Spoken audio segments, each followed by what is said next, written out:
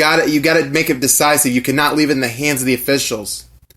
Yeah, and that's true. Yeah, and that's true in all sports on both sides. You gotta just completely wash them away. You can't leave it up to the refs because they could call it in your favor or they could call it in the other team's favor. So yeah, that's a true statement in all sports. You can't leave it up to the refs. You gotta handle business. But nonetheless, I was right there when the play happened.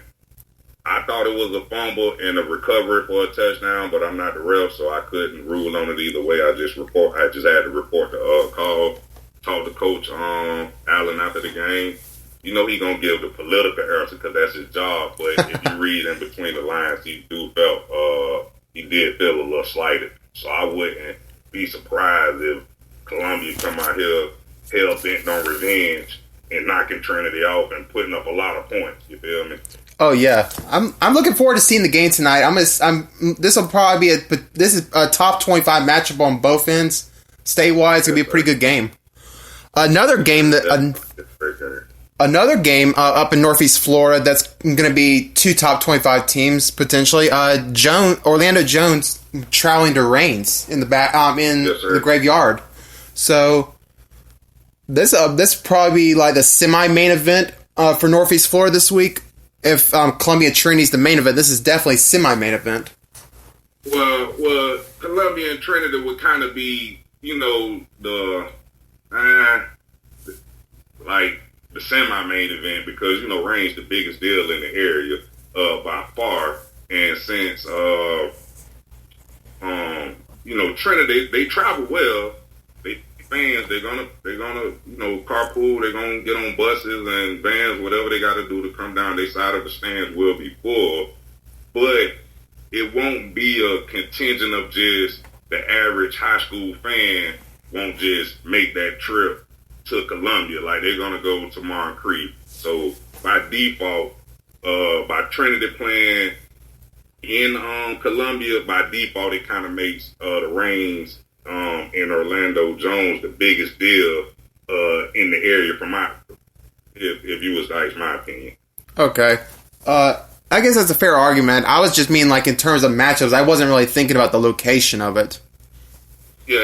Location, meaning that because of that Reigns, like that's gonna have all the eyes, that's gonna have all the press, that's gonna have all the news. You know what I'm saying? Like it's gonna be everybody's.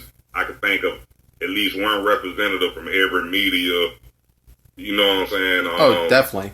Platform will be there. You're gonna have Orlando there. You're gonna have Orlando media is gonna come up. It's gonna be a whole much more hype surrounding, much more reporters reporting on it. This is gonna be a more bigger deal off the field, so to speak, than maybe on the field. Yeah, maybe Trinity and Columbia got more Division I players, so you could say talent-wise. I don't know what Orlando Jones coming in with, but I know for sure talent-wise, yeah, maybe Trinity and Columbia may be the creme de la creme. But for it's just like the atmosphere, the matchup, the reporting, the hype around it, everything that goes into it, that's what's going to make, Reigns the bigger deal. I do feel like Jones is going to be a very good team. I could honestly see this being the first of two matchups because Jones may very well be the Region 2 winner in 5A. They may face off in the Final Four. So this could be a potential playoff preview. It's very possible. You're going to be going with Reigns in this game, or you think Jones can come up here and win? I think Jones got a great possibility, but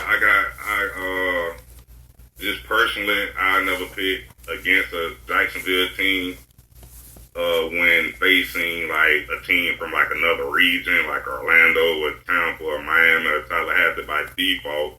So we can call that picked up bias, but I'm gonna go with Reigns just because they playing a team from Orlando. I got a bunch of friends from Orlando. They call them and text me saying what Jones gonna come up here and do. So by default, I want Reigns to win just by default. It has nothing to do with, the matchup or anything like that. Plus, I went to Reigns. So, by default, yeah, I just kind of want them to win that game. All right. got another this is an all Duval matchup, and a matchup that when this happened 5 years ago, it was probably the biggest game in the entire city. Ed White traveling to First Coast.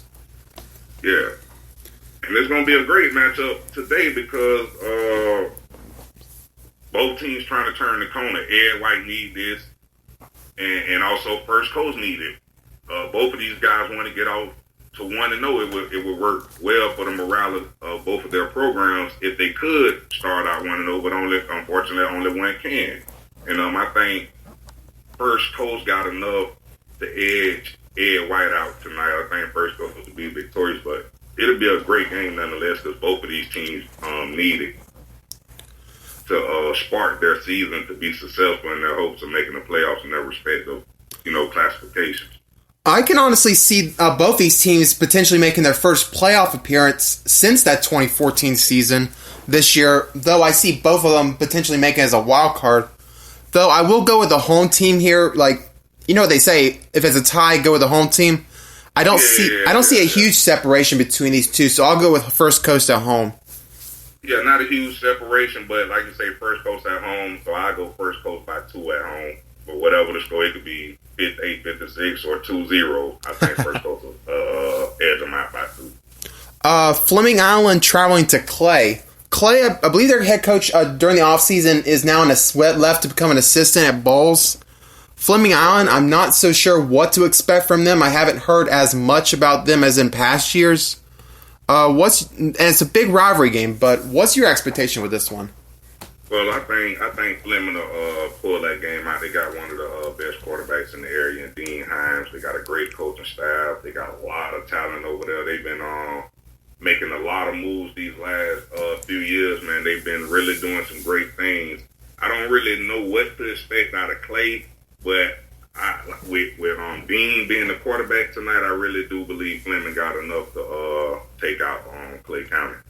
Yeah, I'll take Fleming in this game. I'm still not sure what to expect with Clay, especially with their coach leaving in the offseason. I'm going to need to see a few games of them before I start trusting whether or not they would win these kind of games. Yeah, well, I will say a player to watch from Clay, they got a sophomore running back, Q Ray. Not sure how to pronounce his first name, but they call him Q. Q Ray. I believe he rushed for 800 yards as a freshman last year. Really good kid, so you can expect him to probably have a big game. But outside of that, Fleming may just be a little too deep for Clay tonight. All right, that's a fair argument. Oakleaf traveling to Orange Park. This one should be a pretty good Clay County matchup as well tonight. Should be, but I think Oakleaf may pull it out. But Orange Park, they're gonna surprise a lot of people this year, man. They're one of the fastest teams in the area, man. Ton of speed over there at OP. They're trying to turn the corner as well. I certainly hope that they'll do well because I had them ranked in my top 50 statewide, and I really would like for them to justify me ranking them that as high as I did. Well, Alex Collier, one of the fastest guys in the United States, running back. If he can put it together, him, the quarterback, I believe his name, Arthur Miller. Not sure, could be wrong on that, but he's really fast as well. They got a ton of speed. They're one of the fastest teams in the area. They just got a bunch of speed. I seen them play against Ed White in the spring, and they beat them pretty handily as well. But they just have a ton of speed. But Oakleaf got a ton of talent over there as well, you know what I'm saying? And they've been playing together for a while. And I just think they got enough to pull it out with the receivers, the quarterbacks. They got two good running backs, Kevin Davis, 8th grade. Everybody knows the quarterback, Trey Simmons, one of the best in the area. You got Jalen on the offensive line, 5-star. He's committed to Miami. You got Chance at defensive end, Donovan Thomas. And they got just so much talent at Oakleaf. I haven't ranked in my top 5. They got a ton of talent. I didn't even have Orange Park in my top 15. Oof. So with that being said, I definitely think Orange Park gonna take out I definitely think Oakleaf gonna take out Orange Park tonight. Okay. I'll get a chance to see Oakleaf potentially next week because we're traveling to play Oakleaf in Clay County next week. Yeah, that's gonna be a good game as well. All right, Suwannee traveling to Fort White. This is more of like my area, but the one thing I have noticed is Fort White has had a lot of issues at quarterback, mostly on the injury side. Their quarterbacks have been going down like flies so far, like since the spring, which is exactly why, even though I don't know what to expect from Suwannee, I'm feeling that Suwannee is going to have the edge in the matchup tonight. Yeah, I have no thoughts either way on that game because although I know a little bit about Suwannee, I just don't know much about Fort White. All right. Baker County traveling to Bradford. Yeah, you can definitely give me Baker in there. Baker County? Yeah, you can definitely give me Baker. Yeah, I'll take Baker in that one. Here's one down in Volusia County, which will probably be the best matchup in that county this week. DeLand and traveling to Mainland. This is a pretty big rivalry down there in that Daytona area. Yeah, that's gonna be a big one. DeLand got a safety, one of the best doing it. I can't remember his name. I know he's really good. Seen him at media day. But yeah, that's gonna be a good matchup right there. Because I believe DeLand made the playoffs last year. Didn't they? Yeah, they ended up losing round 1 to Mandarin before Mandarin went on that roll. Yeah, so DeLand, they got a few pieces coming back along with that safety. I don't know. I'm not quite sure what the Mainland has this year, but I do know in that area right there, Mainland versus DeLand, that's a pretty big matchup. But if I had to pick, just blind pick it, I'd go with DeLand. I've heard some good things about both teams so far. I do have Mainland in my top 25. DeLand, I had them like basically as an honorable mention or like just like one of the teams I considered. I got a feeling that this game will be pretty close. In a toss-up like this, I just got to go with the home team. I'm going to go with Mainland. I would not be surprised if DeLand won the game, though. Oh, but they playing at Mainland, though? Yeah. Okay. Yeah, that makes sense. But these are not the only big matchups for Duval County.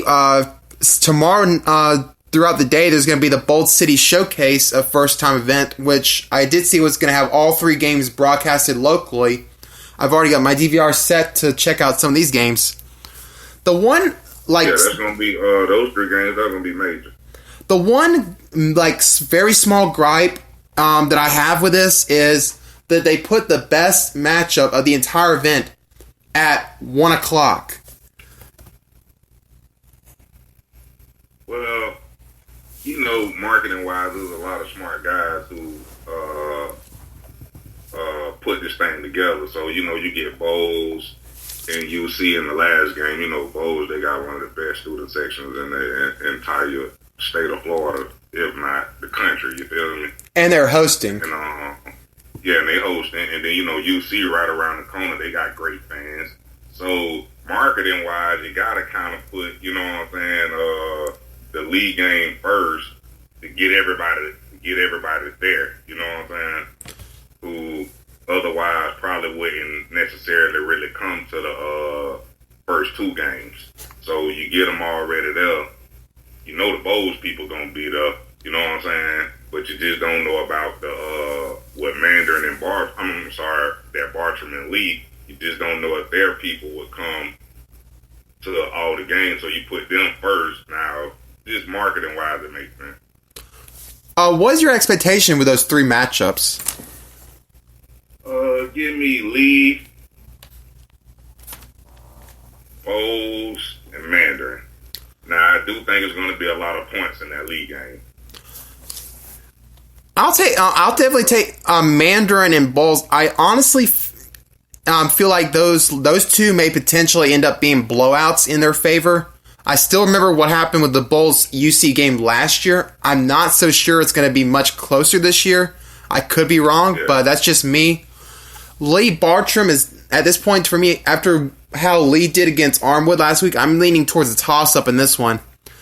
I'm actually... Yeah, it's a toss-up. You can say that, but I don't think Lee going to duplicate that type of performance in tomorrow's matchup against Bartram. I just think a couple things got away from them. A couple toss-up interceptions, couple bad plays here and nothing they can't clean up. But talent-wise, I think they got enough